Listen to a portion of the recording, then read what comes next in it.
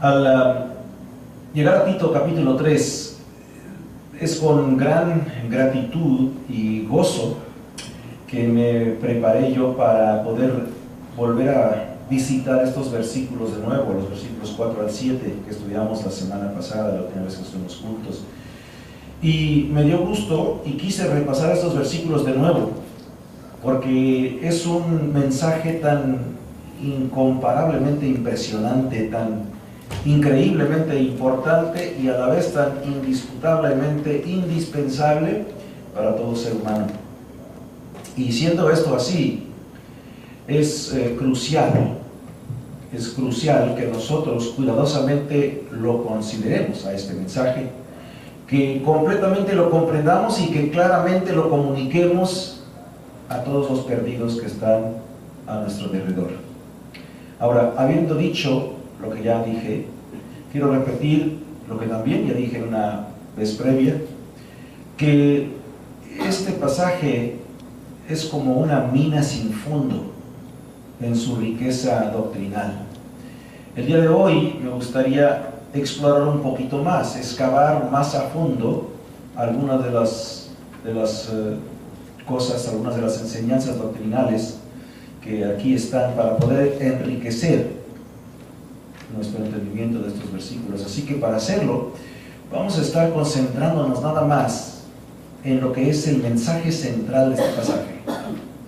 Y bueno, la pregunta entonces es, ¿cuál es ese mensaje? ¿Cuál es el resumen de este pasaje? ¿Cuál es el resumen del mensaje principal de estos versículos? Y se encuentra en las palabras, Él nos salvó. Él nos salvó. El verbo que se encuentra aquí en estas tres palabras es sozo en griego, S-O-Z-O, la Z en griego se dice como si fuera DS, por eso es sozo. Y es una palabra que puede ser entendida como una liberación temporal.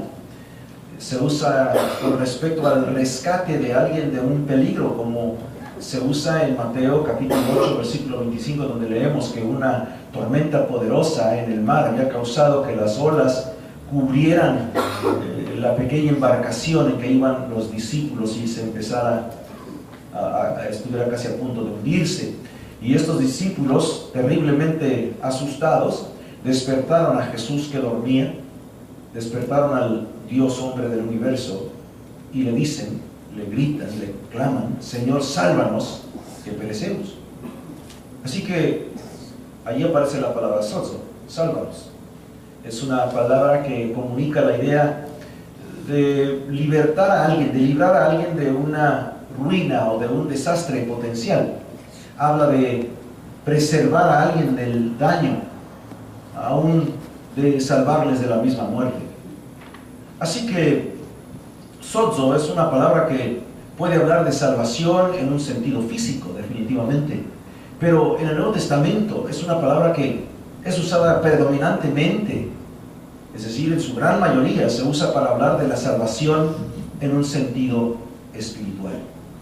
En la Escritura, pues, sozo primariamente significa el ser rescatado del pecado, el ser rescatado de su pena, es decir, su pena de muerte, el ser rescatado del poder del pecado y eventualmente de su presencia, el ser preservado de la ira divina que viene como resultado del pecado y que resulta en juicio y en un castigo eterno en las llamas del lago de fuego que comúnmente conocemos como el infierno.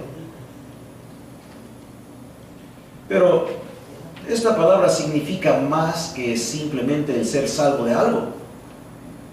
También tiene que ver con ser salvado a algo.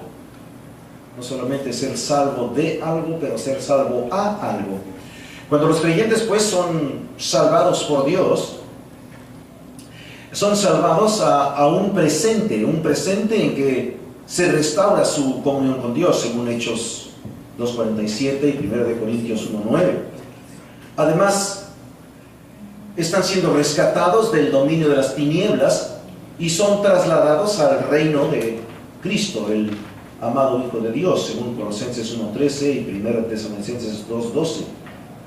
Y esto, claro, les permite vivir en una vida abundante aquí en la tierra, Juan 10:10. Luego también, cuando los creyentes son salvos, cuando son salvados por Dios, son salvados a futuro. Y en ese futuro van a recibir un gran número de recompensas por un santo vivir. Estas recompensas se les serán entregadas en el tribunal de Cristo, según 1 de Corintios capítulo 3, versículos 10 al 15 y 2 de Corintios 5:10. Y luego también recibirán una herencia gloriosa que van a compartir para siempre con Jesucristo en el estado eterno, según Romanos 8, 16 y 17 y Apocalipsis 21, 1 al 7. Bueno, estos son nada más algunos de los resultados de la salvación y nada más unos cuantos de los versículos que hablan sobre esto. Ahora, déjenme decirles que el día de hoy la gente no predica el Evangelio como antes se predicaba. Hoy el Evangelio no se predica de la manera que se predicaba anteriormente. Hoy día la gente se avergüenza del Evangelio, se avergüenza de predicar del pecado, del arrepentimiento, del perdón del pecado mediante el derramamiento de la sangre de Jesucristo en la cruz. Les da temor, les da pavor, les da vergüenza hablar de la condenación al lago de fuego. Les da pena hablar de ser salvos solamente mediante esa salvación que ofrece Dios gratuitamente por medio de su gracia y que se recibe nada más o solamente por la fe en Cristo solamente. Este mensaje de Cristo ya no es predicado como era antes. Pero ese es el mensaje exacto que Cristo predicaba, y ese es el mensaje que Cristo nos ordena a ti y a mí predicar. Un mensaje con todos esos elementos que acabo de mencionar. Sin embargo, el Evangelio ahora ya, como dije, no es predicado aquí. Ahora el mensaje ha sido diluido, prostituido. Sus términos y su terminología han sido cambiados. El mensaje del Evangelio que una vez se predicaba como el poder de a la salvación para todo aquel que cree, según Romanos 1:16, ahora ha sido reducido a simplemente una bonita palabrería empaquetada en palabras hermosas. El mensaje que antes causaba que los pecadores se arrepintieran y se comprometieran completamente a cambiar el curso de sus vidas, tal como lo hizo en la vida de Zaqueo en Lucas 19, 1 al 10. Ahora este mensaje ha sido diluido de tal manera que ahora se ha convertido simplemente en relatos emocionales que la gente cree que tiene que ver con la salvación. Ahora la salvación es simplemente una fe superficial en que la gente cree que viene a Cristo solamente para recibir de Dios lo que quieren recibir, el demandar de Dios, el exigirle a Dios lo que quieren. El mensaje que antes usaba palabras tales como pecado o ira divina, condenación, infierno, salvos, ahora tiene nada más que ver con el amor, con la bendición y, como dije anteriormente, el demandarle a Dios lo que uno quiere. Se trata a Dios como si fuera simplemente un Santo Claus cósmico, a quien se le puede demandar lo que se nos antoja. Bueno, el punto central de las Escrituras, la esencia del cristianismo, el corazón del Evangelio, el tema central de este pasaje, la idea de la oración, el canto de nuestra alabanza, el propósito de nuestro ministerio, la meta de nuestro evangelismo, el latir o el latido del corazón de esta gran comisión que Dios nos ha dado, es el rescate de los hombres, el rescate de las mujeres y de los niños de las cadenas de Satanás, de la muerte, del sufrimiento eterno, del infierno, y predicar ese evangelio para que así puedan recibir la salvación de su alma y retener, recobrar la comunión con Dios y la gloria con Él para siempre. Cuando la gente dice que no necesita a Dios, cuando la gente dice que están bien como están, que no necesitan aprender más de Él o escuchar el mensaje que les llevamos, cuando la gente rechaza el Evangelio porque dicen que son capaces de salvarse por algún otro medio, que ya tienen su religión, eso siempre me llena de compasión por ellos. Me llena de compasión y mi alma se sacude con temor, porque esa gente puede morir.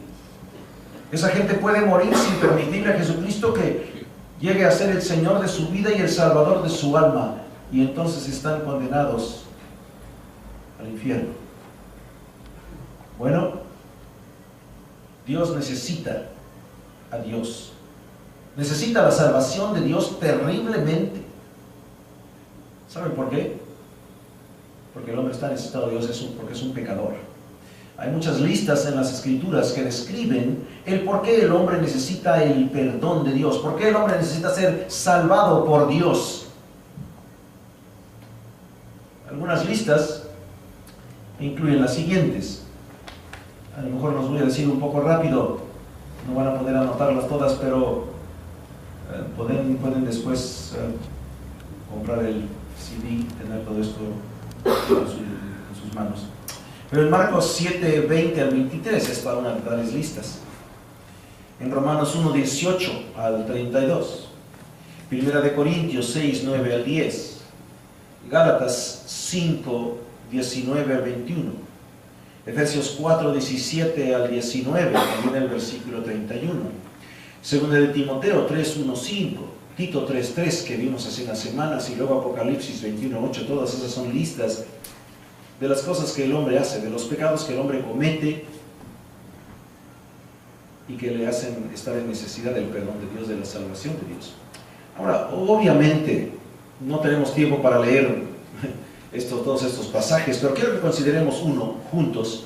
Así que, abriendo sus Biblias a Romanos capítulo 1, vamos a ver este pasaje. Romanos capítulo 1, todo el mundo por allá conmigo, por favor.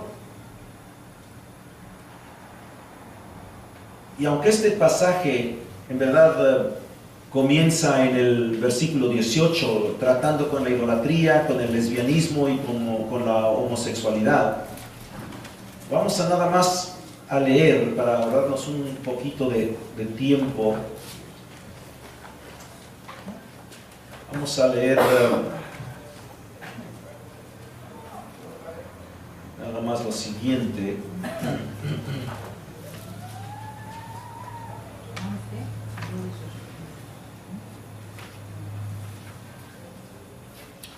En los versículos 28 al 30, hasta el fin del capítulo, estamos viendo las siguientes palabras. Dice así, empezando en el versículo 28. Y así como ellos no tuvieron a bien reconocer a Dios, Dios los entregó a una mente depravada para que hicieran las cosas que no convienen, estando llenos de toda injusticia, maldad, avaricia y malicia, colmados de envidia, homicidios, pleitos, engaños y malignidad.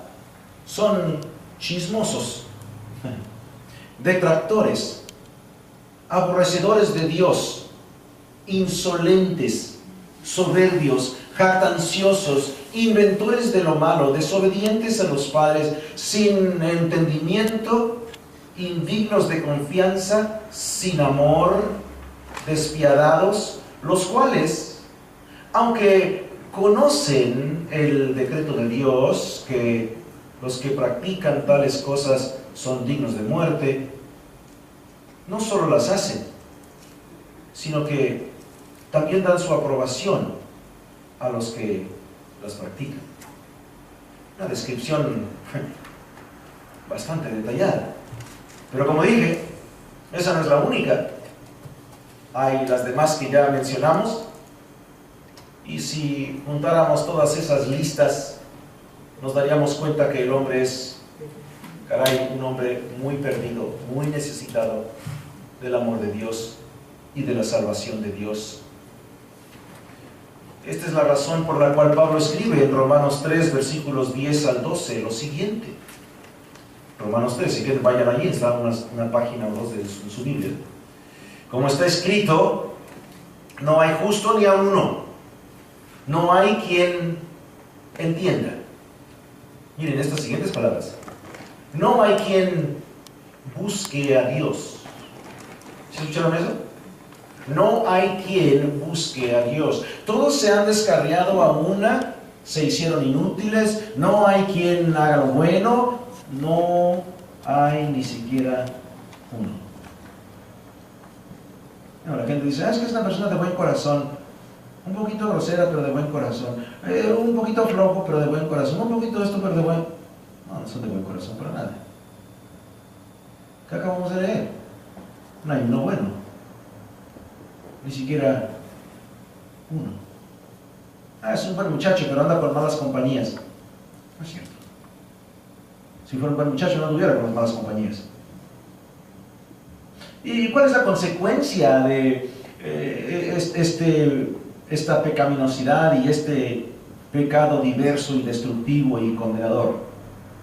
Pablo nos da la respuesta una vez más, libro de Romanos. Pablo está cargado con enseñanza al respecto. Romanos 6:23. ¿Cuál es el resultado de todo este pecado del hombre? Y del resultado de que no hay uno bueno, ni siquiera uno bueno. 6:23. Porque la paga del pecado es muerte. Es muerte. Es el infierno.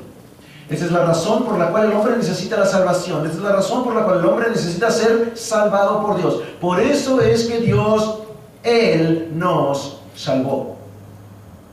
Por eso Él nos salvó. Porque nosotros estábamos necesitados, porque estábamos tan perdidos, que Él nos salvó. Ahora, ¿quién tiene el plan para la salvación? ¿Quién tiene el poder para la salvación? ¿Quién paga el precio para nuestra salvación? Ciertamente no el hombre mismo. El hombre no tiene con qué pagar. Por eso bien escribe Fernando Ortega, ¿con qué pagaremos? ¿Con qué? No tenemos con qué. Y todo lo que podemos hacer es levantar las manos y decirle, Señor, me rindo. Yo no puedo hacer nada para ganarme, para merecerme tu salvación. Así que el hombre no puede salvarse. Solamente, y ahora regresamos a nuestro texto en el libro de Tito, solamente Dios nuestro Salvador, según el versículo 4, solamente Jesús nuestro Salvador, según el versículo 6, puede salvarnos. Y por eso, en medio del 4 y el 6 está el 5 que nos dice, Él nos salvó. Él nos salvó. Bueno, si el hombre no quiere salvarse a sí mismo, y si el hombre ni siquiera quiere ser salvo, si el hombre ni siquiera quiere ser salvo, ¿cómo entonces es que Dios nos salva? Y sí quedamos de acuerdo, ¿verdad? Que nadie quiere salvarse, nadie busca de Dios, ¿se acuerdan? Vamos a leer Romanos 3. Nadie busca a Dios. Nadie. Si es que venimos a Dios es porque Dios nos busca a nosotros. Si es que venimos a Dios es porque Dios nos llama a Él. Si es que venimos a Dios es porque Él nos atrae a Él. Juan 6:44. Dios salva al hombre, escuchen esto, por su gracia soberana y por su voluntad soberana. Dios salva al hombre solamente por su soberanía y por su gracia. Porque si Él no salvara al hombre por su soberanía, por su decisión y su gracia soberana, entonces todos, absolutamente todos, nos iríamos al infierno. Lo vuelvo a repetir. Si Dios no decidiera salvarte a ti y a mí, por su propia decisión, por su propia soberanía, todos nos iríamos al infierno. ¿Por qué? Porque no hay nadie quien lo entiende, porque no hay nadie quien busca a Dios, porque no hay uno bueno, ni siquiera uno. Todo lo que tú y yo nos merecemos, todo lo que tú y yo jamás nos hemos merecido, nos estamos mereciendo o nos mereceremos, cuando estamos en pecado, es ir al infierno. Eso es todo. La única razón que vamos a ir al cielo es porque Él nos salvó.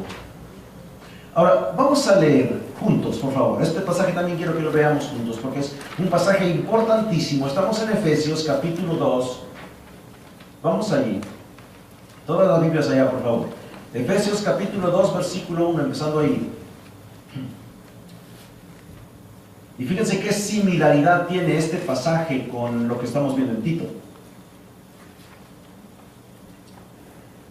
Efesios 2, versículo 1, empezando ahí. Y Él, ¿quién es Él? ¿Quién es Él? Dios. Hello, Dios. Y Él os dio vida a vosotros, que estabais muertos en delitos y pecados, en los cuales anduvisteis en otro tiempo, según la corriente de este mundo, conforme al príncipe de la potestad del aire, el espíritu que ahora mora en los hijos de desobediencia. ¿De quién está hablando ahí?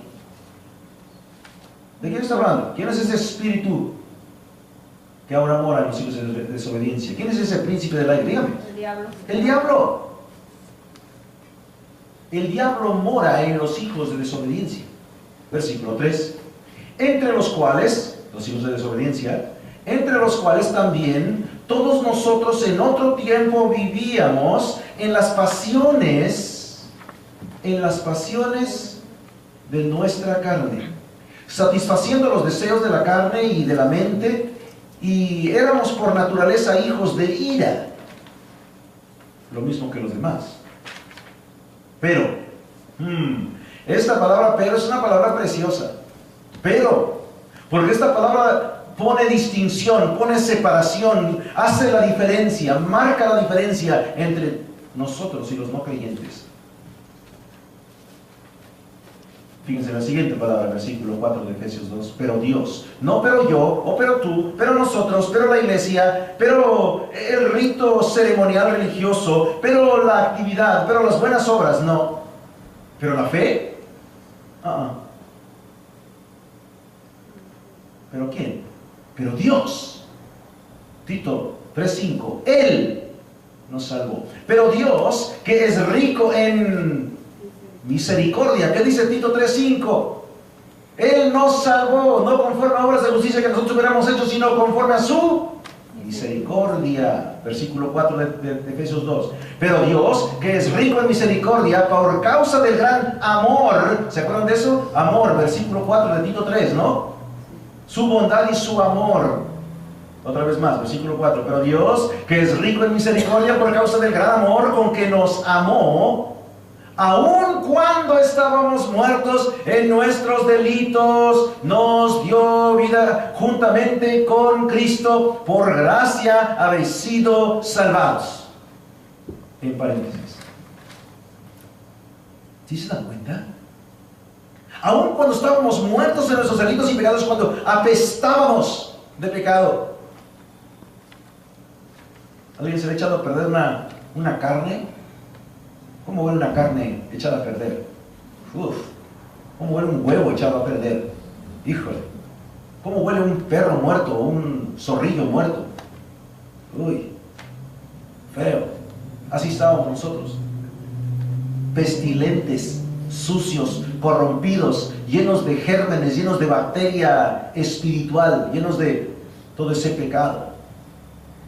Aun cuando estábamos muertos en nuestros delitos, nos dio vida juntamente con Cristo. Por gracia habéis sido salvados, versículo 6. Y con Él nos resucitó. Y con Él nos sentó en los lugares celestiales en Cristo Jesús, a fin de poder mostrar en los siglos venideros las sobreabundantes riquezas de su gracia por su bondad para con nosotros en Cristo Jesús.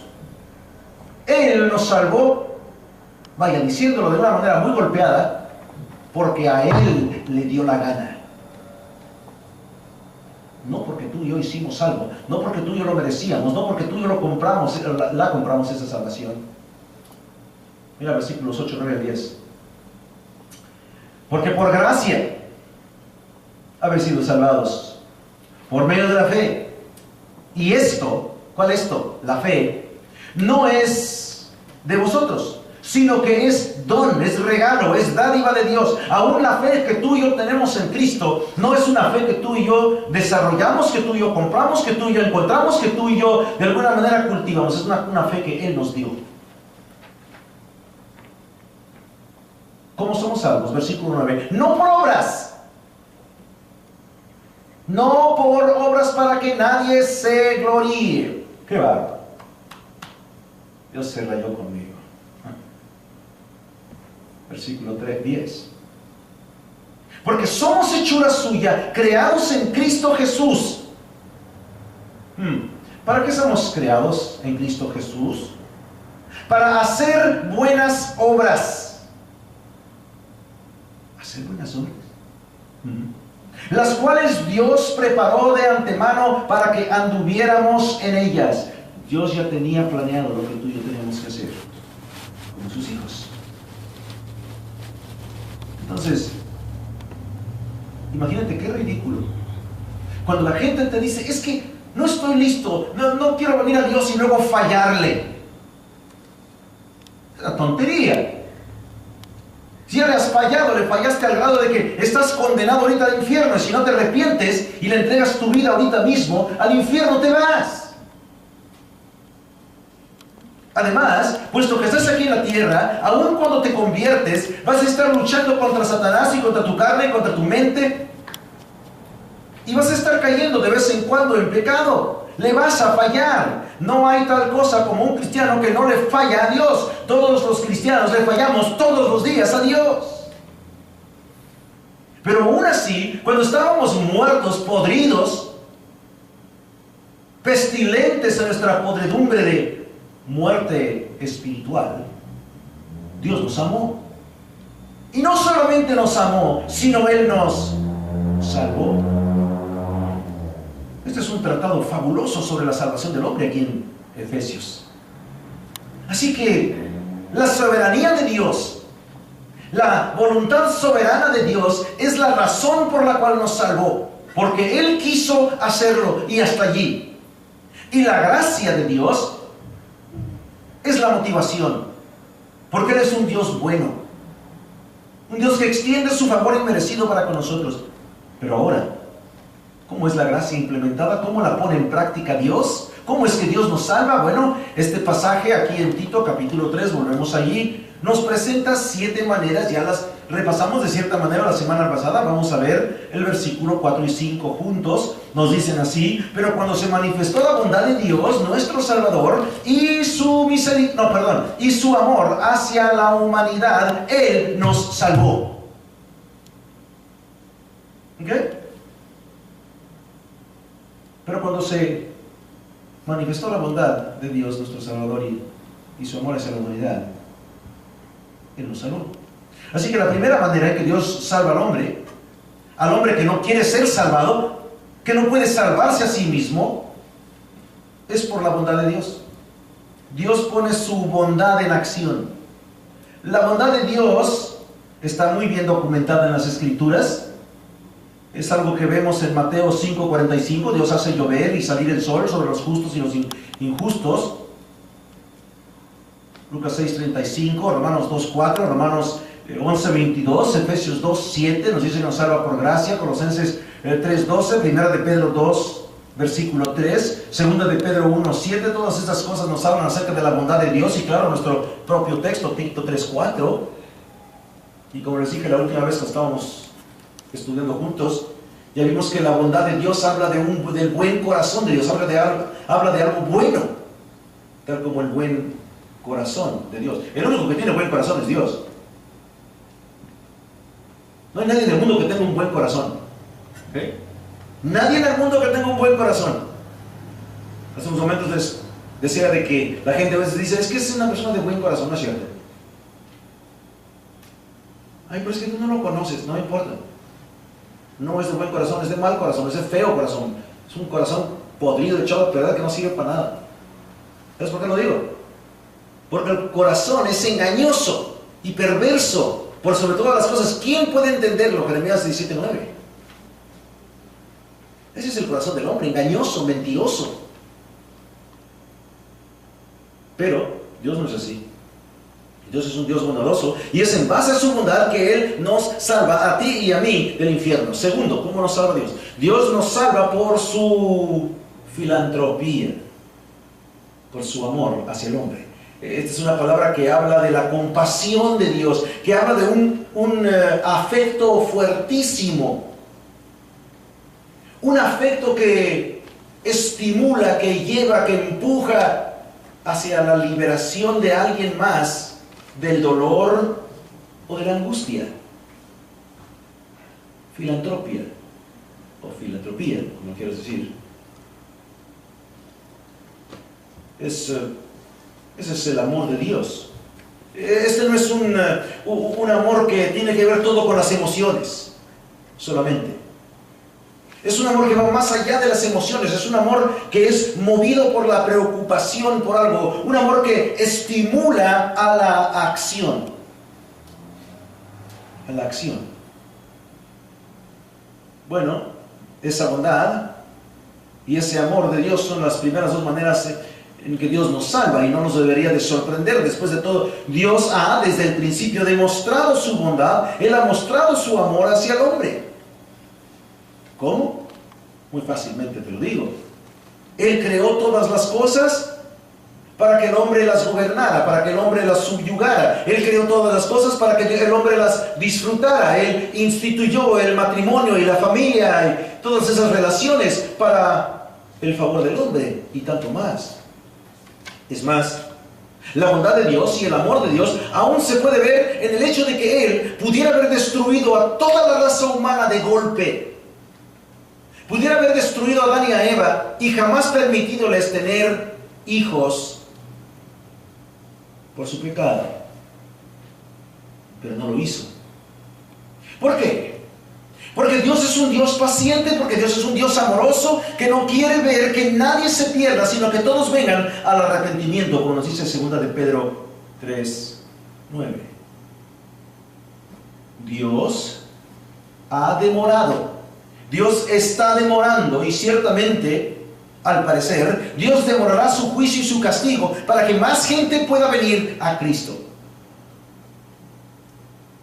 Entre más corren los años, más me dan ganas de hacer eco a lo que dice Juan, el apóstol en Apocalipsis. Ven pronto, Señor Jesús. Porque uno ve tanto sufrimiento y ve tanta cosa injusta y ve tanta gente en dolor, ve tantas situaciones tan dolorosas, que uno quisiera que ya estuvo. Ven, Señor, y recógenos, llévanos al cielo. Pero bueno, sabemos bien que es precisamente el amor de Dios el que le lleva a mostrar su amor. Eso le lleva a mostrar su amor a un mundo pecaminoso, a una raza humana condenada. Y no digo condenada en el sentido de que estoy renegando, digo que está condenada al infierno. Juan 3:16, porque de tal manera amó Dios al mundo, que dio a su Hijo unigénito para que todo aquel que en él cree no se pierda. ¿No se pierda de qué? ¿O no se pierda a qué? Bueno, primeramente que no se pierda a qué, al infierno. Que no se pierda de qué, de la salvación en el cielo. Que no se pierda al infierno, mas tenga vida eterna. Así que desde el principio Dios muestra su bondad, muestra su amor hacia el hombre, demorando ese castigo, ese juicio. Hoy día las cosas que pasan, las cosas que suceden en este mundo, aunque son tan trágicas y ciertamente tan dolorosas para nosotros los cristianos que somos gente de moral, suceden porque Dios está dando tiempo a que gente se arrepienta. Algunos de nosotros acabamos de recibir a Cristo no hace mucho tiempo. Y si Dios hubiera venido anteriormente, hace 10 años, a lo mejor no hubieran recibido a Jesús. Pero puesto que Él demoró, algunos han recibido a Cristo en ese tiempo. Y bueno, versículo 4 en Tito nos dice que se manifestó esa bondad, se manifestó ese amor. ¿Pero cuándo? En la encarnación de Jesucristo, cuando Cristo, que vino a la tierra y nace de una virgen y vive en este mundo, y todo lo demás que sucedió en relación a su vida y a su muerte, allí es cuando Dios se manifiesta al hombre, ahí es cuando manifiesta su bondad, cuando manifiesta su amor de una manera tangible, de una manera en que se podía tocar a ese Salvador, se podía saludarle de mano, se podía darle besos en sus pies, como lo hacía aquella mujer en la casa del fariseo. Se podía escuchar su voz, se podía ver su cara, se podía sentir su toque, se podía observar su poder al sanar a la gente. Se podía captar al verlo sangrar de sus heridas, al caer cargando la cruz. Se podía captar la bondad y el amor de Dios al escuchar a un jadeante y moribundo Dios, hombre, diciendo: Señor Padre, perdónales porque no saben lo que hacen. Vamos a hablar un poquito acerca de la misericordia, porque ese es el tercer punto, la tercera manera en que Dios salva al hombre. Les dije anteriormente que estos tres atributos divinos que menciona aquí el apóstol Pablo, la bondad, el amor y la misericordia, son expresiones, son manifestaciones de la gracia. Ahora, la gracia tiene que ver con culpabilidad. Dios muestra su gracia porque el hombre es culpable. Dios muestra su favor hacia el hombre inmerecida, su favor inmerecido. ¿Por qué? Porque el hombre es culpable, por eso el hombre no se merece la gracia de Dios. Pero Dios expresa su amor. La misericordia tiene que ver con la miseria del hombre, la pobreza del hombre. ¿Estoy hablando de la pobreza económica? No, estoy hablando de la pobreza espiritual. Déjenme explicar esto un poquito más. La gracia se aplica a la pecaminosidad del hombre. La gracia es lo que el juez aplica a la pecaminosidad del hombre. La misericordia, que es la palabra phileos en griego, esta palabra misericordia es lo que los pecadores debemos de recibir debido a nuestra condición de pecado, a la condición en que nos encontramos. Así que la gracia perdona el pecado y la misericordia es aquello que se requiere para hacer la recuperación, la rehabilitación del pecado posible. ¿Sí? La gracia nos perdona, la misericordia nos rehabilita. Ahora, con este entendimiento vamos una vez más al versículo 5. Porque no somos salvos por obras de justicia que nosotros hubiéramos hecho, sino por la misericordia de Dios. Por su gracia somos perdonados, por su misericordia somos salvados de nuestra condición de pecado y la condenación. Ahora, si esto es así, si Dios ha mostrado su bondad, si Dios ha mostrado su amor, si Dios nos ha salvado por su gracia, si Él es el que nos salva, cuando nosotros no queríamos ni podíamos ser salvos, cuando todos estábamos muertos en delitos y pecados, entonces, ¿qué resta que tú y yo hagamos para ser salvos? Respuesta: nada. Nada. No hay nada que tú y yo tenemos que hacer para ser salvos. No es por obras de justicia que nosotros hubiéramos hecho. No es porque tú y yo vamos a la iglesia que Dios nos salva. No es porque tú y yo leemos la Biblia que Dios nos salva. No es porque hicimos una oración en algún día que Dios nos salva. La razón que Dios nos salva es por su soberana voluntad, por su gracia que Él expresa al impartir hacia nosotros su bondad, su amor y su misericordia. Porque Él quiere llamarnos, porque Él quiere salvarnos. Luego 4. Dios nos salva por el lavamiento de la regeneración. Dios nos salva por el lavamiento de la regeneración. Los creyentes, como tú y yo, al llegar a creer en Cristo, espiritualmente somos crucificados con Cristo. Es lo que dice Gálatas 2:20. Con Cristo es juntamente crucificado y ya no vivo yo, más vive Cristo en mí. Y la vida que ahora vivo en la fe del Hijo del Hombre la vivo por la fe, el cual me amó y se entregó a sí mismo por mí. Además, no solamente el cristiano es crucificado cuando cree en Cristo, pero cuando pone su fe en el Señor, Él es sepultado con Cristo, Romanos 6:8. Romanos 6:4. Y luego después es levantado para vivir en nueva vida, Romanos 6:4 y 5. Y todo esto sucede solamente gracias a que Dios nos ha regenerado mediante el lavamiento del pecado por la sangre de Jesús. Y por lo tanto, es así que tenemos el nuevo nacimiento, del cual Cristo le habla a Nicodemo en Juan 3 al 7, y del cual también nos comenta 1 de Pedro 1:23. Dios nos lava el pecado. Tú y yo no podemos lavarnos el pecado. Es más, antes de ser cristianos ni siquiera queremos lavarnos el pecado. Nos gusta el pecado, nos fascina el pecado, nos llama la atención el pecado. La quinta manera en que Dios nos salva es por su Espíritu Santo. Por su Espíritu Santo Dios renueva al creyente y luego, cuando el pecador arrepentido entrega el control de su vida al señorío de Jesucristo, hay un nuevo nacimiento, hay una nueva vida que surge, hay un nuevo todo que surge. Pablo escribe en 2 de Corintios 5:17, 2 de Corintios 5:17, de modo que si alguno está en Cristo, nueva criatura es.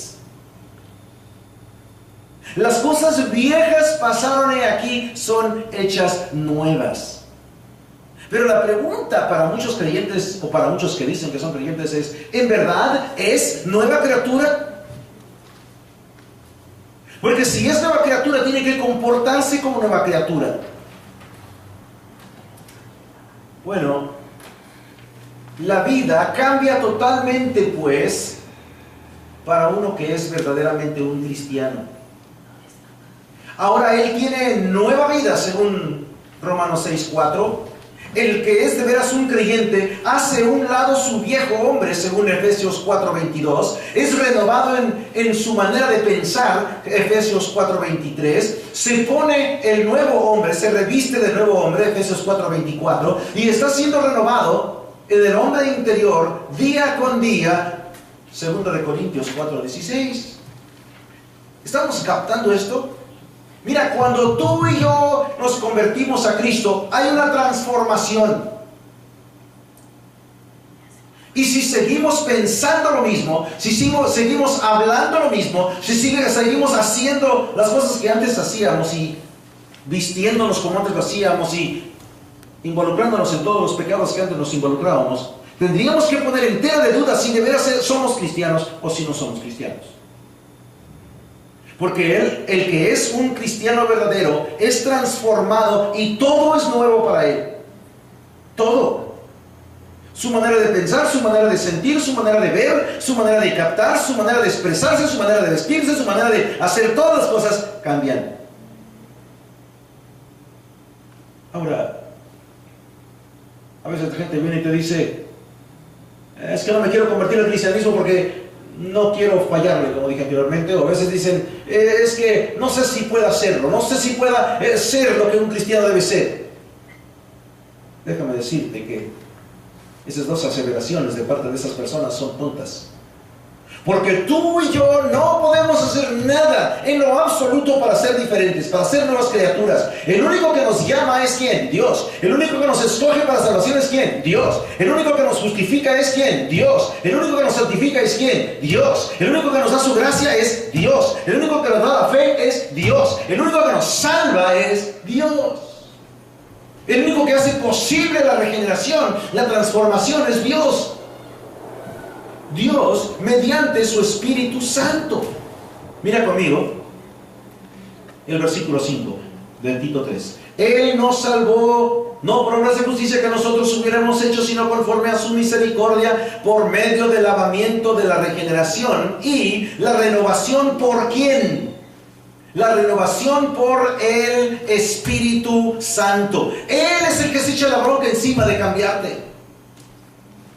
Si tú de veras fuiste sincero, sincera cuando le recibiste, Dios se echa a cuestas la responsabilidad de ir cambiando a la gente. El Espíritu Santo es quien es responsable de cambiarnos. Pero obviamente, sería tu conversión, sería tu declaración de fe en Cristo auténtica, o estarías nada más haciéndolo por conveniencia, haciéndolo buscando que Dios te bendijera, que Dios te ayudara, que Dios te sacara del hoyo, que Dios hiciera algo por ti. La obra del Espíritu Santo trabajando la obra del Espíritu Santo en la vida del creyente le causa al creyente causar, o más bien pensar de diferentes maneras, tener nuevas y mejores metas, tener deseos santos, tener una nueva y buena perspectiva el día de hoy y tener una buena esperanza firme para el mañana. Eso es lo que el Espíritu Santo hace. Gálatas 5:23. Gálatas 5:23, perdón, 22 y 23 son dos versículos que nos dice que cuando tú y yo venimos a Cristo, de pronto el Espíritu Santo, quien viene a morar en nosotros, trae ciertas características a nuestra vida que antes no teníamos. Trae cosas como el amor, el gozo, la paz, la paciencia, la bondad, la benignidad, la fe, la mansedumbre, el dominio propio. Todas estas cosas vienen a nuestra vida. Acordémonos, tú y yo no podemos hacer nada para desarrollar estas cosas en nuestra vida. Y si somos bocones, groseros, mentirosos, chismosos, lo vamos a seguir siendo, a menos que el Espíritu Santo sea el que tome el control de nuestra vida y le entregamos a Él ese control. Señor, sabes que yo no quiero ser así como era antes. Yo quiero que tú me cambies, yo quiero que tú tomes el control, que tú seas el que me manda, el que me mueve, el que me jala, el que me empuja, el que me hace brincar, el que me hace correr, el que me hace caminar, el que me detiene, el que me cae, el que me mueve, el que hace todo para mí, en mí. Ahora, podemos tener estas cosas y experimentarlas solamente si el Espíritu Santo está morando en nosotros. Creo que eso está bastante claro. En su primer carta a los de Corintios, ¿sí? Pablo les escribe de esta siguiente manera en el versículo 19 del capítulo 6. 1 de Corintios 6, 19 y 20. ¿O no sabéis que vuestro cuerpo es templo del Espíritu Santo que está en vosotros, el cual tenéis de Dios, y que no sois vuestros? Está poderoso eso, ¿eh?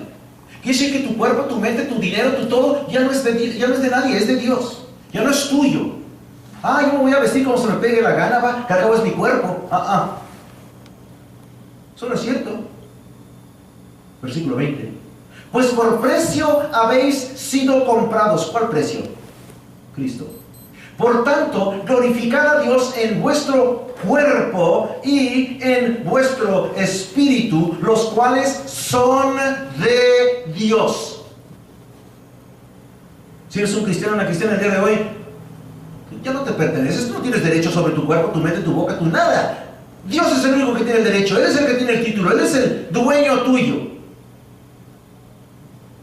Consideremos el versículo 6 de Tito 3. En el versículo 6 nos dice que el Espíritu Santo nos es derramado sobre nosotros abundantemente. Otra palabra que se pudiera poner allí es ricamente. Dios nos da su Espíritu Santo, que a propósito también es Dios, 3 personas en la Trinidad Divina. Dios nos da su Espíritu Santo para que tú y yo podamos hacer su voluntad. Repito, Dios nos dio el Espíritu Santo para que tú y yo podamos hacer su voluntad. ¿Cuál es su voluntad? Que leamos su palabra a diario, que estemos orando sin cesar. Esas son las palabras de 1 Tesalonicenses 5:17. Orad sin cesar. Así es, bien cortito ese versículo. Orad sin cesar. 1 Tesalonicenses 5:17. Así que Dios nos da ese Espíritu Santo para que podamos leer su Biblia a diario, para que podamos orar sin cesar, para que podamos amar, tener comunión con los creyentes y no brincarnos días de iglesia, y no brincarnos días de estudio, para que así podamos, estando juntos con los hermanos, estimularnos al amor y a las buenas obras. Dios nos da el Espíritu Santo para que podamos predicar el Evangelio con poder a todos aquellos que cruzan nuestro camino, para que nuestras vidas puedan ser buenas vidas y podamos tener buena relación con toda la gente que nos rodea, creyentes o no creyentes. En breve, Dios nos dio su Espíritu Santo a ti y a mí para que seamos obedientes. Cuando el Espíritu Santo cuando el Espíritu Santo mora dentro de nosotros y nosotros le permitimos a Él que nos llene, es decir, cuando tú y yo le permitimos al Espíritu Santo que tome control absoluto, total de nuestras vidas, Colosenses 1:29 nos dice que Él obra en nosotros de manera poderosa. Él nos transforma de manera poderosa, Él nos usa de manera poderosa, Él trabaja en nosotros poderosamente para que le podamos obedecer a Él, para que podamos complacerle a Dios, para que podamos soportar todas las cosas, para que podamos hacer obras más grandes aún que las que Cristo hizo, según lo que el Señor mismo nos promete en Juan 14:12. A todo esto es lo que Dios Espíritu Santo nos prepara. A todo esto es a lo que el Dios Espíritu Santo nos da el poder para poder llevar a cabo. Y todo por el versículo 5 de Tito 3. Porque Él nos salvó. Y puesto que nos salvó, a hoy día somos su pueblo. Cantamos ese canto que dice, somos el pueblo de Dios, somos un pueblo especial. Ya lo creo. Porque Dios nos salvó para que fuéramos obedientes. Dios no nos salvó para que continuáramos siendo como éramos antes. Dios nos salvó para que fuésemos transformados, para que cambiáramos, para que le diéramos honra y gloria a Él. Primera de Corintios 6, 9 y 10. Dice lo siguiente, no tienes que ir ahí, pero escucha lo que dice ahí, 1 Corintios 6, 9 y 10. ¿O no sabéis que los injustos no heredarán el reino de Dios? No os dejéis engañar, ni los inmorales, ni los idólatras, ni los adúlteros, ni los efeminados, ni los homosexuales, ni los borrachos, ni los avaros, ni los borrachos, ni los difamadores, ni los estafadores heredarán el reino de Dios. Fíjense el versículo 11.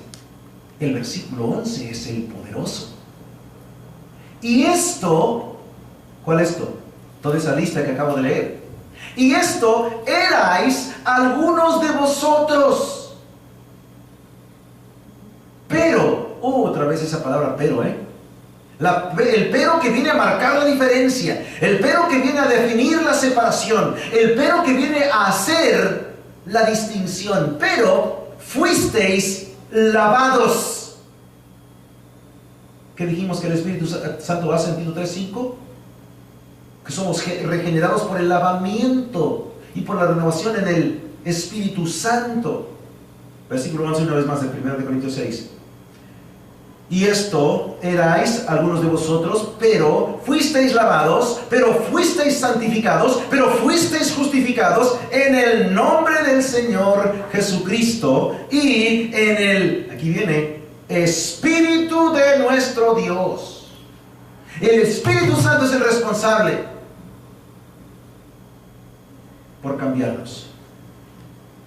Él vino y nos lavó, Él vino y nos renovó, Él nos regeneró, Él nos transformó, Él nos trasladó al reino de Dios. Él vive dentro de nosotros y está allí para ayudarnos siempre y cuando tú y yo querramos permitirle a Dios que Él ejercite gobierno sobre nuestra vida.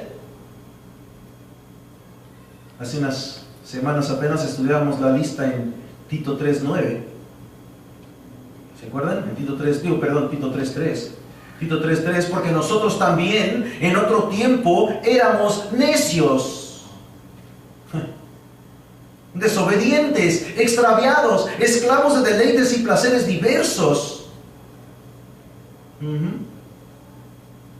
viviendo en malicia y envidia, aborrecibles y odiándonos unos a otros. Pero sí, hoy somos diferentes.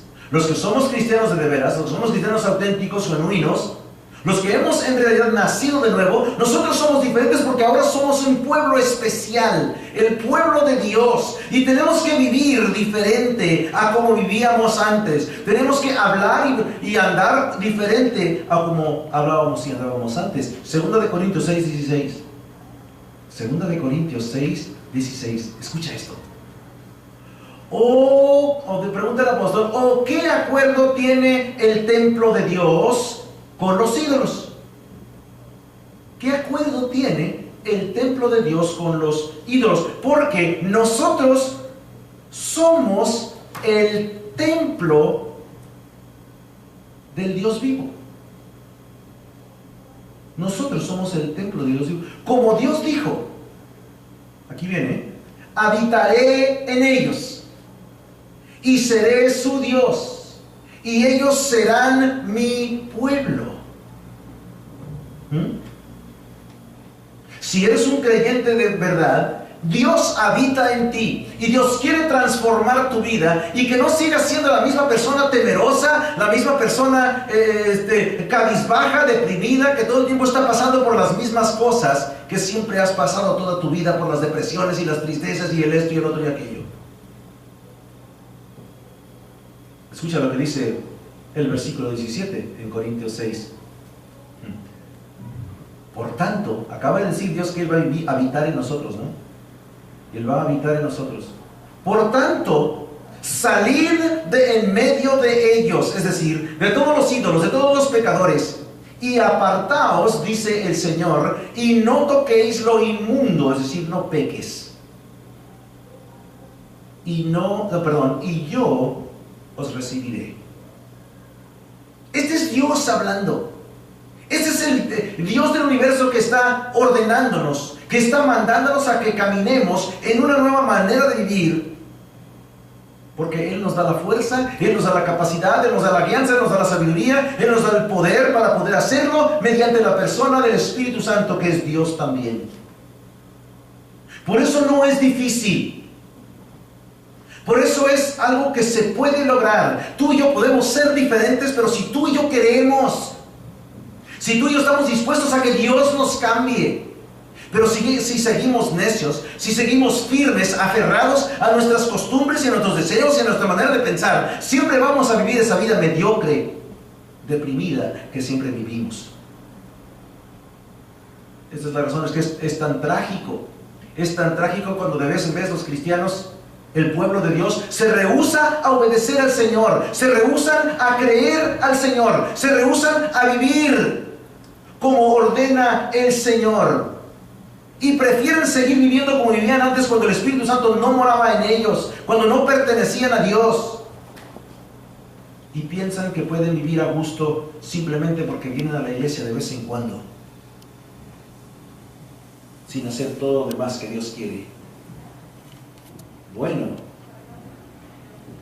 esto nos trae al punto número 6. ¿Cómo es que Dios nos salvó? Él nos salvó por medio de Jesucristo nuestro Salvador. Eso es lo que dice el versículo 6. Nos salvó por medio de Jesucristo nuestro Salvador.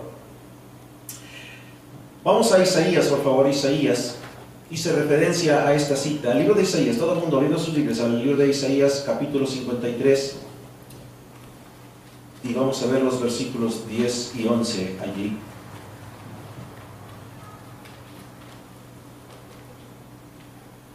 Miren lo que dice ahí.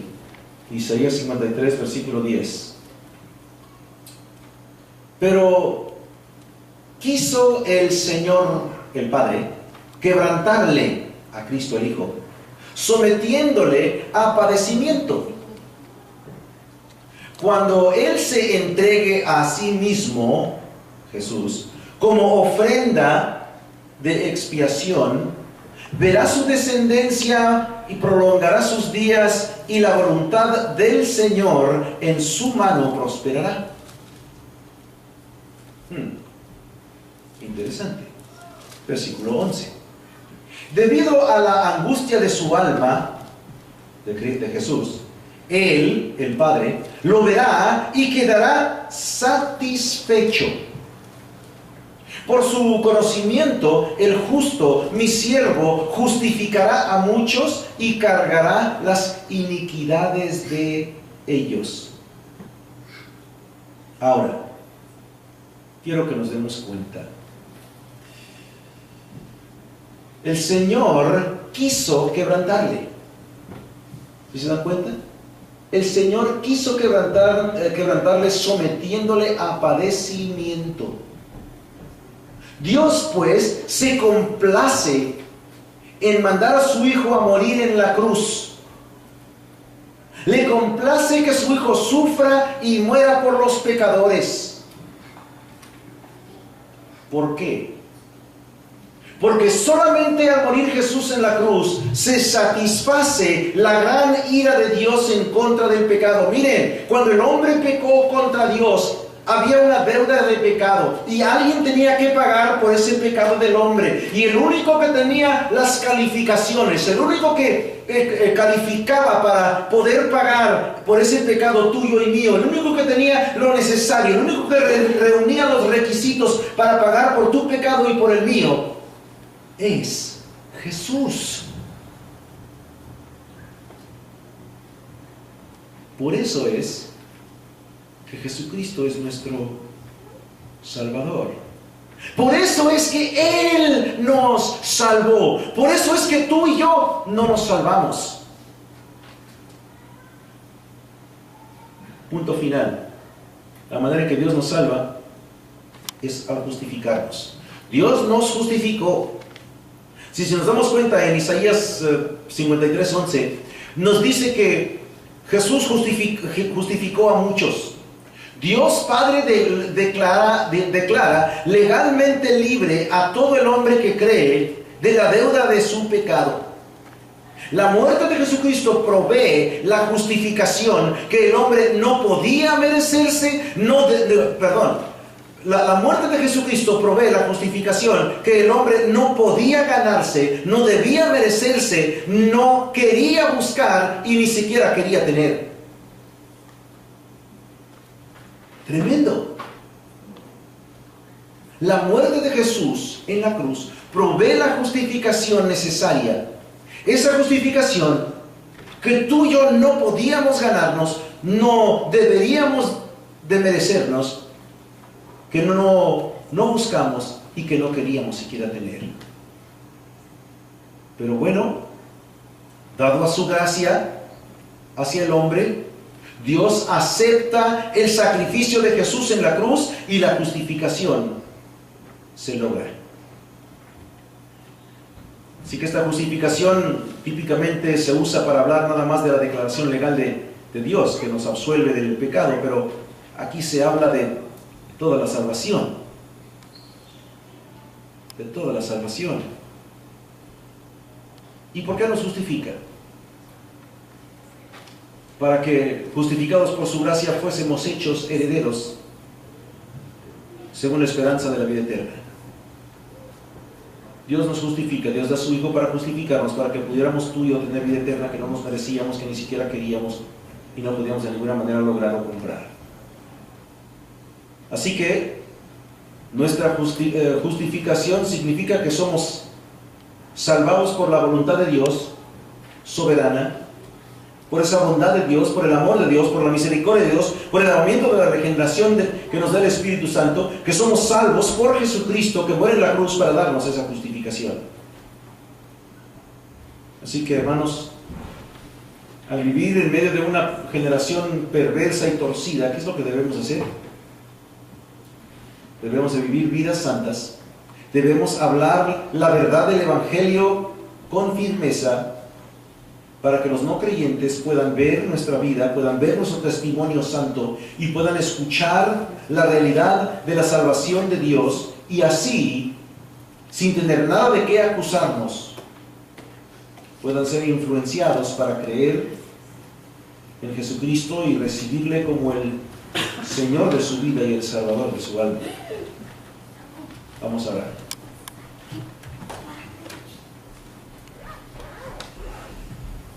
Señor Jesús, en este día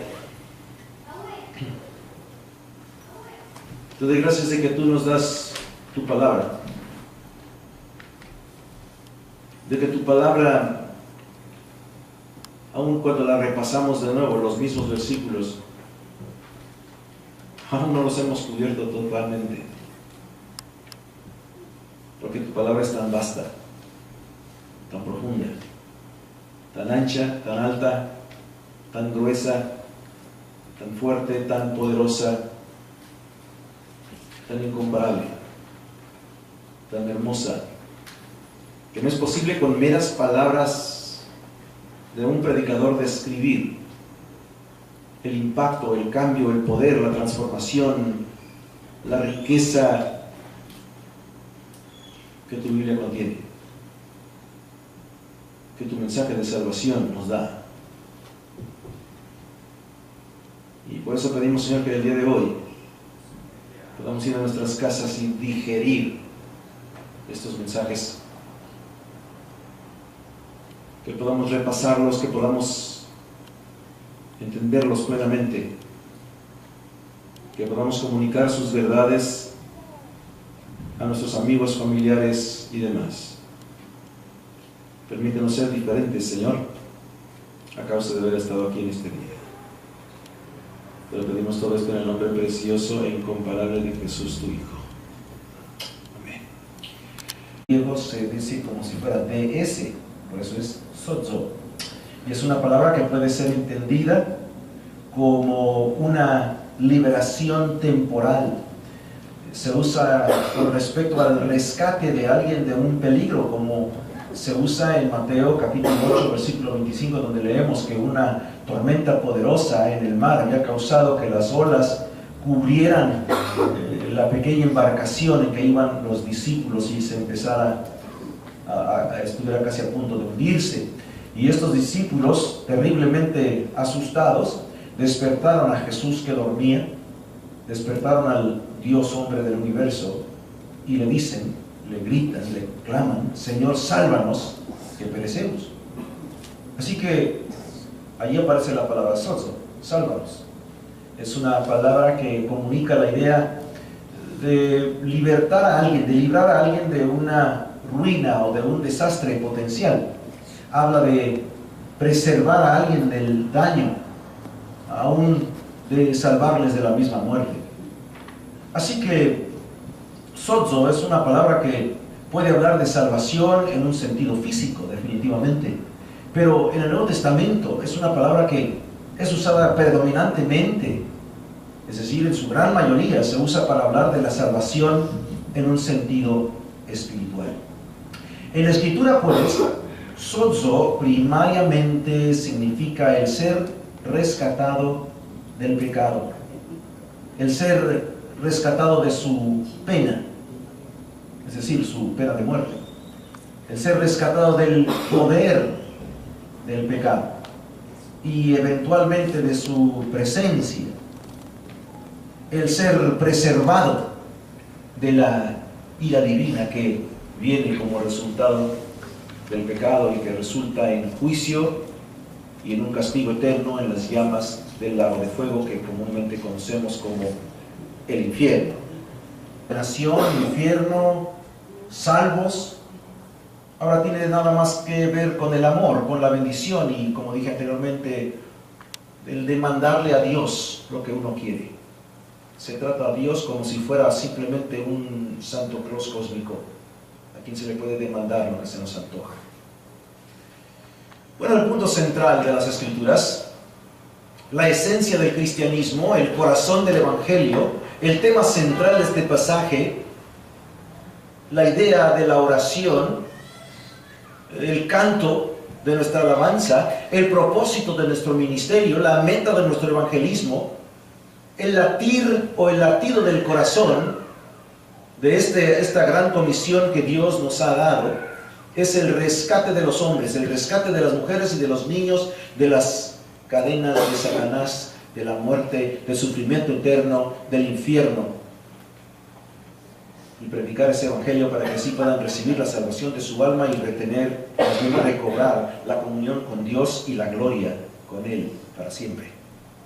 Cuando la gente dice que no necesita a Dios, cuando la gente dice que están bien como están, que no necesitan aprender más de Él o escuchar el mensaje que les llevamos, cuando la gente rechaza el evangelio porque dicen que son capaces de salvarse por algún otro medio, que ya tienen su religión, eso siempre me llena de compasión por ellos. Me llena de compasión y mi alma se sacude con temor, porque esa gente puede morir. Esa gente puede morir sin permitirle a Jesucristo que llegue a ser el Señor de su vida y el Salvador de su alma, y entonces están condenados al infierno. Bueno, Dios necesita a Dios. Necesita la salvación de Dios terriblemente. ¿Saben por qué? Porque el hombre está necesitado de Dios, porque es un pecador. Hay muchas listas. Pero esta palabra significa más que simplemente el ser salvo de algo. También tiene que ver con ser salvado a algo. No solamente ser salvo de algo, pero ser salvo a algo. Cuando los creyentes pues son salvados por Dios, son salvados a un presente en que se restaura su comunión con Dios, según Hechos 2:47 y 1 Corintios 1:9. Además, están siendo rescatados del dominio de las tinieblas y son trasladados al reino de Cristo, el amado Hijo de Dios, según Colosenses 1:13 y 1 Tesalonicenses 2:12. Y esto, claro, les permite vivir en una vida abundante aquí en la tierra, Juan 10:10. Luego también cuando los creyentes son salvos, cuando son salvados por Dios, son salvados a futuro. Y en ese futuro van a recibir un gran número de recompensas por un santo vivir. Estas recompensas se les serán entregadas en el tribunal de Cristo, según 1 de Corintios capítulo 3, versículos 10 al 15 y 2 de Corintios 5:10. Y luego también recibirán una herencia gloriosa que van a compartir para siempre con Jesucristo en el estado eterno, según Romanos 8, 16 y 17 y Apocalipsis 21, 1 al 7. Bueno, estos son nada más algunos de los resultados de la salvación y nada más unos cuantos de los versículos que hablan sobre esto. Ahora, déjenme decirles que el día de hoy la gente no predica el Evangelio como antes se predicaba. Hoy el Evangelio no se predica de la manera en que se predicaba anteriormente. Hoy día la gente se avergüenza del Evangelio, se avergüenza de predicar del pecado, del arrepentimiento, del perdón del pecado mediante el derramamiento de la sangre de Jesucristo en la cruz. Les da temor, les da pavor, les da vergüenza hablar de la condenación al lago de fuego. Les da pena hablar de ser salvos solamente mediante esa salvación que ofrece Dios gratuitamente por medio de su gracia y que se recibe nada más o solamente por la fe en Cristo solamente. Este mensaje de Cristo ya no es predicado como era antes, pero ese es el mensaje exacto que Cristo predicaba, y ese es el mensaje que Cristo nos ordena a ti y a mí predicar. Un mensaje con todos esos elementos que acabo de mencionar. Sin embargo, el Evangelio ahora ya, como dije, no es predicado aquí. Ahora el mensaje ha sido diluido, prostituido. Sus términos y su terminología han sido cambiados. El mensaje del Evangelio que una vez se predicaba como el poder de a la salvación para todo aquel que cree, según Romanos 1:16, ahora ha sido reducido a simplemente una bonita palabrería empaquetada en palabras hermosas. El mensaje que antes causaba que los pecadores se arrepintieran y se comprometieran completamente a cambiar el curso de sus vidas, tal como lo hizo en la vida de Zaqueo en Lucas 19, 1 al 10. Ahora este mensaje ha sido diluido de tal manera que ahora se ha convertido simplemente en relatos emocionales que la gente cree que tiene que ver con la salvación. Ahora la salvación es simplemente una fe superficial en que la gente cree que viene a Cristo solamente para recibir de Dios lo que quieren recibir, el demandar de Dios, el exigirle a Dios lo que quieren. El mensaje que antes usaba palabras tales como pecado o ira divina. Al llegar a Tito capítulo 3, es con gran gratitud y gozo que me preparé yo para poder volver a visitar estos versículos de nuevo, los versículos 4 al 7 que estudiamos la semana pasada, la última vez que estuvimos juntos.